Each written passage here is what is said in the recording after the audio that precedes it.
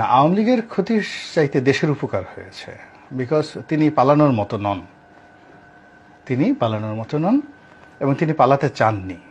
তিনি এরকম চরিত্রের মানুষ, জনগণ তাকে ওই গণভবনে পিটিয়ে তাকে মেরে ফেলবে, তারপর তিনি সেখান থেকে যেতেন না।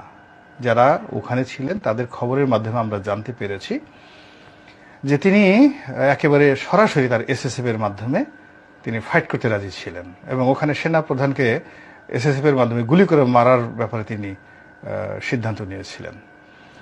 পরবর্তীতে এসএসএফ এর মানে যারা ওখানে গেছিলেন কর্তা ব্যক্তিরা, তারা বোঝানোর জন্য তারা শেখ রেহানার সহযোগিতা নেয় এবং শেখ রেহানার কথাও তিনি শুনেন নাই। তিনি জিদ করছিলেন যে আমি থাকবো, যা হয় হবে। এরপর যখন জয় পুরো বিষয়টি হ্যান্ডেল করেন এবং তিনি যখন বুঝান যে আপনি এখানে যদি থাকেন দেশের মানুষের ক্ষতি হবে, আরও হতাহত বাড়বে এবং এই গণভবনে আপনাকে যদি এইভাবে করে এবং ঘটনা যাই হোক না কেন আওয়ামী লীগ সবার ক্ষতি হবে।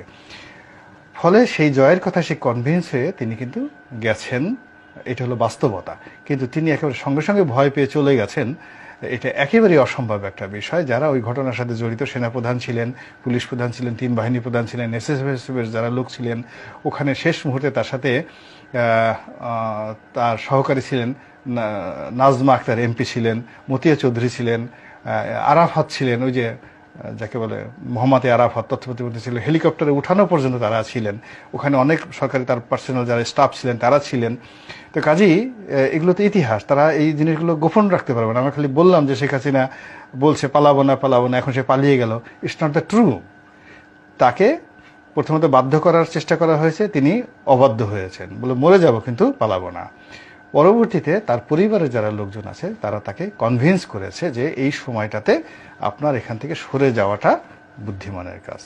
আচ্ছা, কিন্তু তিনি যখন দেশ ত্যাগ করলেন, আমি যেভাবে বলি পালিয়ে যাওয়া, দেশ ত্যাগ করা, পরবর্তীতে জয়ের বক্তব্য আসছে রাজনীতি করবে না, পরপর 4 দিনে 4 রকমের মানে স্ববিরোধী বক্তব্য। না, এটা স্ববিরোধী বক্তব্য না, এটাই বাস্তবতা। এটা বাস্তবতা হলো, এটা ভালো দিক, জয়ের ভালো দিক। প্রথম ভালো দিক, তিনি খুব অনেস্টলি যেটা বলেছেন যে আমি প্রথমে হতাশাগ্রস্ত ছিলাম, বিক্ষুব্ধ ছিলাম, সেন্টিমেন্টাল ছিলাম। তো বোকা মানুষরা করে কি, একটা কথা বলে ওইটার উপরে স্থির থাকে, কিন্তু পরবর্তীতে অবস্থার দৃষ্টিতে তিনি সিদ্ধান্ত পরিবর্তন করেছেন। তো এই যে 4-5 বার কথাবার্তা বলেছেন, ইট মিনস যে সময়ের প্রয়োজনে, রাজনীতির প্রয়োজনে তিনি নেগোশিয়েট করতে রাজি, সিদ্ধান্ত পরিবর্তন করতে রাজি। এটা রাজনীতির জন্য খুবই উপকারী। এই জয়ের যে এরকম যদি পরিবর্তন যদি শেখ হাসিনার মধ্যেও থাকতো তাহলে আওয়ামী লীগের এই পতন হয় না। রাজনীতিতে আসলে স্থানকাল পাত্রভেদে আপনার সিদ্ধান্ত পরিবর্তন করতে হয়। এই 4 দিনে যে 4 বার সে সিদ্ধান্ত পরিবর্তন করেছে, তাতে মনে হয় যে এই মানুষটি যদি রাজনীতিতে আসে, যে কোনো পরিবেশ পরিস্থিতি অনুযায়ী তিনি সিদ্ধান্ত পরিবর্তন করেন। এর কারণে গত 4 দিনে তিনি 4 বার যে কথা বলেছেন, 4 বারই ভিন্ন পরিস্থিতি তৈরি হয়েছে।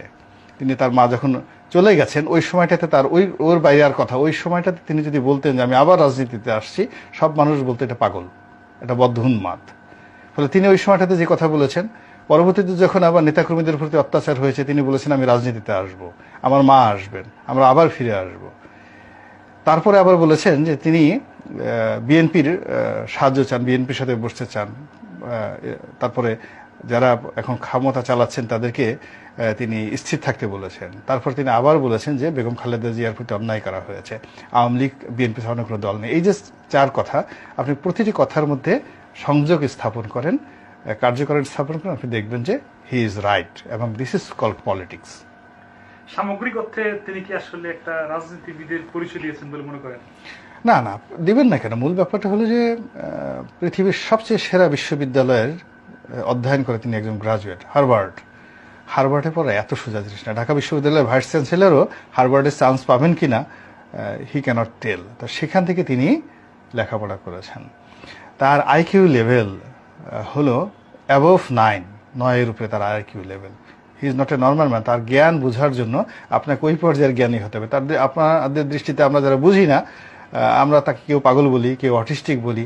এর কারণ হলো তার আচরণ এলোমেলো বলি। তো সে বাংলা ভাষা জানে না কেন? সে সারা জীবন থাকছে ইংল্যান্ডে। সে 15 আগস্টে তার বয়স কত? তার বয়স, সে পুরোটাই সময়টা ইন্ডিয়াতে পড়ছে, ফলে বাংলা তার শেখা হয়নি। সে বাংলাদেশে 2 বছরও থাকেনি। ফলে যখনই বাংলা বলি সে সেটা ইংরেজিতে অনুবাদ করে গ্রহণ করে দেন, আবার বাংলাতে তার মস্তিষ্ক অনুবাদ করে আবার সেটা আমার কাছে বলতে যায়, ফলে তার বাংলাটা ভালো হয় না। কিন্তু বুঝতে হবে যে তার শরীরে যে জিন, জেনেটিক, তার যে ইঞ্জিনিয়ারিং, তার বডি কনস্ট্রাকশন, এটা কি? এটা বাংলাদেশের সেরা পরমাণু বিজ্ঞানী ডক্টর ওয়াজেদের রক্ত তার শরীরে। তো এই যে জেনেটিক ইঞ্জিনিয়ারিংয়ে তার বাবার আইকিউ অ্যাবভ 9, এবং তাকেও সবাই পাগল বলতো। আপনি যত জ্ঞানী লোক দেখেন, এই যে সলিমুল্লাহ খান দেখেন, কাছে গিয়ে দেখেন আপনার কাছে মনে হবে পাগল, হুমায়ুন আজাদ মনে হবে পাগল। আপনি ডক্টর আহমেদ শরীফ ছিলেন, বাংলাদেশের যত বিখ্যাত লোক দেখেন যাদের ব্রেইনের লেভেল অ্যাবভ 9, তাদেরকে আপনার কাছে পাগল মনে হবে। তো এখন জয় তো সাধারণ 10 বার ফেল করা কোনো ছাত্র না, লিখতে কলম ভাঙা কোনো মানুষ না। তিনি একজন পৃথিবীর সবচেয়ে সেরা বিশ্ববিদ্যালয়ে পড়াশোনা করা অন্যরকম মেধাবী একজন মানুষ। কিন্তু আমরা বাংলাদেশের প্রেক্ষাপটে যারা ঢাকা কলেজ থেকে পড়েছি, ঢাকা ইউনিভার্সিটি পড়েছি, আমরা এই দেশের অবস্থায় থেকে জয়েরকে মূল্যায়ন করার মতো অবস্থা আমাদের নেই।